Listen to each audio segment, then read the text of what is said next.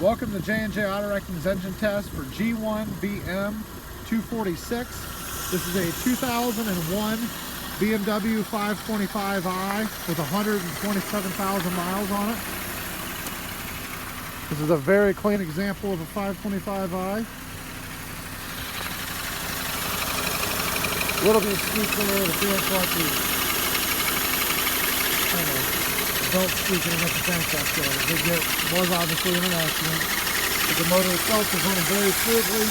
This is going to be a shorter test. I don't want to keep it running for too long with the front end wrecked the way that it is. But very clean vehicle, very nice interior as you can see, very well kept.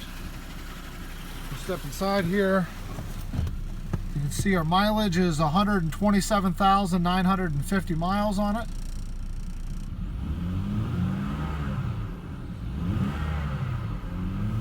Revs up nice and smooth.